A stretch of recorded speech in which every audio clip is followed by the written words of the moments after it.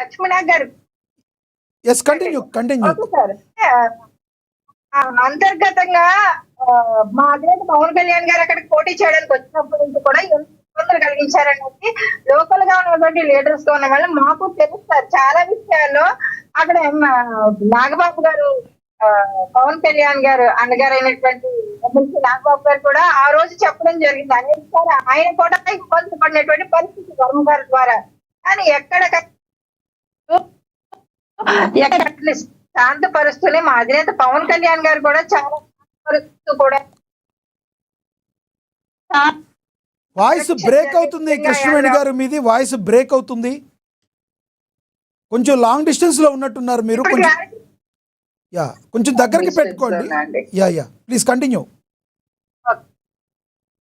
అయితే వర్మ గారు కలిగించినటువంటి ఇబ్బందుల గురించి చాలా తెలుస్తారు. కానీ ఎప్పుడూ కూడా అధినేత మాట మేము జవదాటం కాబట్టి కలిసి ముందుకు వెళ్ళాలి అంటే కనుక మనం అవమానాలన్నా ఏమైనా సరే కానీ ఫేస్ చేసుకుని ముందుకు వెళ్ళాలని మా అధినేత నిర్ణయం అండి. ఆ నిర్ణయం ప్రకారమే జన సైనికులు కానీ మేము కానీ ఇప్పటి వరకు కూడా చాలా శాంతియుతంగా వెళుతున్నటువంటి పరిస్థితి. కానీ ప్రతి చోట తీసుకొచ్చి ఇవాళ మా అధినేత పవన్ కళ్యాణ్ గారు ఏపీ ప్రజల కోసం ఆయనకి ఇచ్చినటువంటి ఆ పదవుల కోసం, ఏ పదవుల గురించి అనే కాదు, ఏ రకంగా ప్రజలకు సేవ చేయడానికి ఆయనకి అవకాశం వచ్చింది కాబట్టి అహర్నిశలో పనిచేస్తున్నటువంటి పరిస్థితి. అధికారులతో సరిగా ఆయన టైంకి భోజనానికి కూడా వెళ్ళండి అనేక సందర్భాల్లో మేము చూస్తూ ఉంటాం. ఆ అధికారులు కూడా ఆయనతో పాటు 3:00 వరకు 3:30 వరకు అలా కూర్చుండిపోయి దాని మీద సమీక్ష సమావేశాలు నిర్వహించినప్పుడు కూడా ఆయన ఆకలి కూడా మర్చిపోయి పనిచేస్తున్నటువంటి, ప్రజల కోసం పనిచేస్తున్నటువంటి నేత మా జనసేన పార్టీ అధినేత పవన్ కళ్యాణ్ గారు. అసలు ఆరోగ్యం సర్జరీ గారు నా వాయిస్ వినపడుతుందా మీకు? ఒక్కటి చెప్పండి, నిన్న ఏదైతే అసలు ఇష్యూ జరిగిందో ఆ ఇష్యూకి కారణం ఏంటి? అక్కడ మనం వీడియోల్లో చూస్తుంటే దొరబాబు గారు కావచ్చు, లేదంటే వర్మ గారు కావచ్చు, ఒకరికొకరు బాహాబాహికి దిగినట్టుగా కూడా డైరెక్ట్గా మనకి కనబడుతుంది. అసలు అక్కడ చెక్కుల పంపిణీ దగ్గర ఏం జరిగింది, అసలు బొమ్మ వేయడానికి వేయలేదనడానికి కారణం ఏంటి? అక్కడ మనం చూస్తుంటే అయితే నార్మల్గా అయితే బాగా కనబడుతుంది బొమ్మ అయిన లోపల కార్యక్రమంలో వేయటం. ఎక్కడ జరిగింది గొడవ అసలు? లక్ష్మీనాథ్ గారు, మీరు వీడియోలో కూడా గమనించవచ్చండి. ఫ్లెక్సీ అనేది తర్వాత గొడవ పెట్టిన తర్వాత అక్కడ అధికారులు కట్టారన్నట్టు కొంతమంది తీసుకొస్తూ ఉన్నారు వర్మ గారు అనుచరులు. జరిగింది అది కాదండి.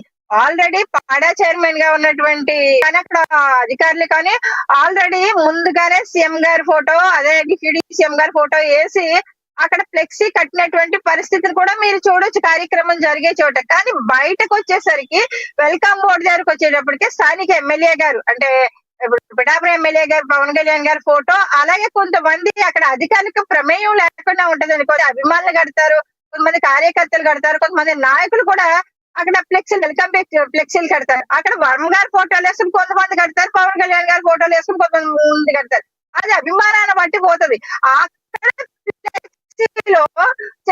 ఇక్కడ గౌరవ ఫోటో లేదని గొడవ పెట్టే పవన్ కళ్యాణ్ గారు ఒకటేసారి స్థానిక నాయకులు వేసుకుంటారు. ఆ ఫోటో వెల్కమ్, స్వాగతం సుస్వాగతం అనేది ఒక బ్యానర్ ఉంటది. అది స్థానిక దగ్గర వేయలేదు. ఆల్రెడీ కార్యక్రమం జరిగే దగ్గర వెనక కనబడుతుంది కదా, మంచిగానే కనబడుతుంది, మందాల్లో కూడా ప్లే అవుతున్నట్టుంది. వెనక మాత్రం కేవలం స్వాగతం దగ్గర వేయలేదా? అంతేనా? అంతే సార్, స్వాగతం దగ్గర వేయలేదు. వర్మ గారు అక్కడ ఫ్లెక్సీ చించేయడం దగ్గర వచ్చిందండి గొడవ. ఎక్కడ వచ్చిందంటే ఒక గౌరవ డిప్యూటీ సీఎం గారు ఫ్లెక్సీ, పిఠాపురం ఎమ్మెల్యే గారు ఫ్లెక్సీ, అది ఒక జనసేన పార్టీ అధినేత ఫ్లెక్సీని వర్మ గారు అనుచరులు కానీ వర్మ గారు ఎలా చించేస్తారు సార్? చించేసినప్పుడు జనసేన నాయకులు ఏమో అంత చేతగాని వాళ్ళు కాదు కదా. అందుకని అన్నం దొరబాబు గారు రియాక్ట్ అక్కడ తుమ్మల బాబు గారు జనసేన పార్టీ జిల్లా అధ్యక్షులు ఉన్నప్పటికీ కూడా ఆయన కూడా మాట్లాడుతున్న తరుణంలో కూడా ఒక స్టెప్ తీసుకుని కొంచెం వారించడం జరిగింది. అదే గారు అనుచరులు మాట్లాడినటువంటి మాటలకి ఇక్కడ పెట్టిన దొరబాబు గారు కూడా రియాక్ట్ అయినట్టుగా అక్కడ స్థానికంగా ఉన్నటువంటి నేతలు కూడా చెప్తూ ఉన్నారు సార్. గారు చెప్పంటే రగడ అంటే ఇక్కడ డిప్యూటీ సీఎం గారు విశ్రాంతి తీసుకుంటూ ఆయన సర్జరీ జరుగుతున్నటువంటి టైంలో ఈయన అక్కడ శాంతిగా పార్టీని కాపాడాల్సింది, కూటమి ఒక ప్రామిస్ ని కాపాడాల్సింది పోయి వర్మ సృష్టించడానికి చూస్తున్నారు అంటే గనక కూటమిలో దానికి ఇలాంటి వ్యక్తి కొంతమంది ఏ పార్టీలో ఉన్న కొంతమంది కోవర్టులు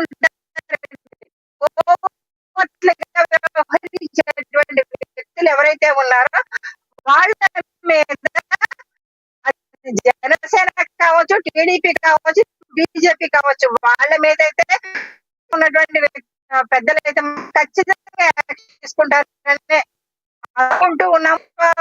మీ వాయిస్ బ్రేక్ అవుతుంది. ఎస్ చూస్తున్నాం. కృష్ణవేణి గారు, మీ వాయిస్ బ్రేక్ అవుతుంది. ఒక్కసారి కొంచెం రీజాయిన్ అవ్వండి మీరు. ఒకసారి అది మళ్ళీ మాట్లాడతా. కొంచెం మీరు కార్లో ఉన్నారు, సిగ్నల్ తక్కువ ఉన్నట్టుంది. ఒకసారి రీజాయిన్ అవ్వండి, మనం మోహన్ రెడ్డి గారితో మాట్లాడదాం.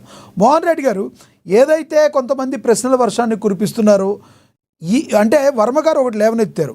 ఏ రకంగా ఎలక్షన్లకు ముందు పవన్ కళ్యాణ్ గారు ఓటమికి పనిచేసి, అంటే వైసీపీకి పనిచేసిన పెండెం దొరబాబు గారు అవ్వగానే ఏ రకంగా జనసేనలోకి వస్తారు, ఎలా వస్తారని ప్రశ్నిస్తున్న వాళ్ళకి జన సైనికులు కూడా అడుగుతున్నారు ఎంతోమంది. మీరు ఎలా తీసుకున్నారు, దీన్ని ఎలా చూస్తారు మీరు అసలు? ఇది సర్వసాధారణం అయిపోయింది అని మనం మాట్లాడాల్సినంత అవసరం లేదు. ఎందుకంటే 2014లో మేము 67 సీట్లు గెలిచినాం. 67 సీట్లు గెలిచినప్పుడు 23 మంది నేను తీసుకున్నాడు తెలుగుదేశం పార్టీ. 23 మంది ఎమ్మెల్యేలు తీసుకోవడంతో పాటు నలుగురికి మంత్రి పదవులు. మేము ఇంతవరకు మేమే చేయలే, ఇంకోరు ఎవరు నాకు తెలిసి చేయలే. కండవాలు సీఎం గారే మార్చి వాళ్ళకి మంత్రి పదవులు వేయడం అంటే, ఈ పార్టీ సింబల్ మీద గెలిచినటువంటి వ్యక్తులను ఆ పార్టీలోకి తీసుకొని మంత్రి పదవులు ఇచ్చి వీళ్ళు మాట్లాడితే ఇంకా దయ్యాల వేదాలు వల్లించినట్టుంటుంది. అది ఎవరు ఏ పార్టీలో ఉన్నారు, ఎవరు ఏ పార్టీలో చేరినారనే కాదు, ఏ పార్టీలోకి చేరిన తర్వాత ఆ పార్టీ సిద్ధాంతాలకు కట్టుబడి పనిచేస్తున్నామా లేదా అనేది తెలుసుకోవాలి తప్ప, మీరు అక్కడ వచ్చి ఇక్కడ చేరినారు, ఇక్కడ వచ్చి అక్కడ చేరినారంటే అందరూ చంద్రబాబు నాయుడు గారు కాంగ్రెస్ పార్టీ వ్యక్తి కదా. చంద్రబాబు నాయుడు గారు కాంగ్రెస్ నుండి వచ్చి టీడీపీలో చేరిన వాళ్ళు కదా. అట్లాంటి ఎట్లవుతుంది కాదు కదా. ఇప్పుడు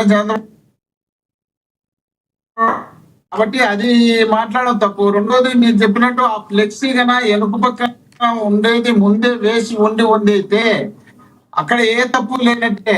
ఎందుకంటే అధికారిక కార్యక్రమాల్లో చాలా వాటిల్లో నేను చూసిన అధికారిక కార్యక్రమాలు ఉన్నటువంటి వ్యక్తులను మాత్రమే అధికారిక కార్యక్రమాల్లో అధికారులు నియమిస్తారు. ఆ ఫ్లెక్సీలు కూడా ఎప్పుడు 2006లోనే మాకు కళ్యాణదుర్గంలో రాజశేఖర రెడ్డి గారు 6/6/2006లో రాజశేఖర రెడ్డి గారు శ్రీరామరెడ్డి తాగునీటి పథకాన్ని శంకుస్థాపన వచ్చినప్పుడు నేను ఫ్లెక్సీలు అదే విధంగా వేస్తే, ఆ ఫ్లెక్సీలకు సంబంధించి మా జిల్లాకు సంబంధించిన కొందరు లీడర్లు అక్కడ ఉన్నటువంటి ఆర్డీఓ కేశవులు గారిని పిలిచి, ఏందయ్యా మొత్తం అంతా మోహన్ రెడ్డి దగ్గర హంగామా ఉందంటే అతను సించేయాలా తీసేయాలని చెప్తే నేను వాదన జరిగి గలాట జరిగి ఆ తర్వాత దాంట్లో వాదోపవాదాలు వచ్చి అది జగన్మోహన్ రెడ్డి గారి ఫోటో తీసేయాలనేది ఆడ కాన్సెప్ట్. అప్పట్లో ఎప్పుడు 2006లో అప్పుడు జగన్మోహన్ రెడ్డి గారు ఇంకా ఎంపీ కాలేదని నేను ఆడ ఫ్లెక్సీ పెట్టాలని దానికి పెద్ద ఇష్యూ జరిగితే అది టీవీలో 30 minutes లో ఒక డిబేట్ కూడా పెట్టి చూపించినారు. కాబట్టి ఈ ఫ్లెక్సీలు కూడా అయితే అధికారంలో ఉన్నటువంటి వ్యక్తులు ఆడ కరెక్ట్ గా చూపించినారు. అందులో నాకు తెలిసినంత వరకు అందరూ ఉన్నట్టున్నారు.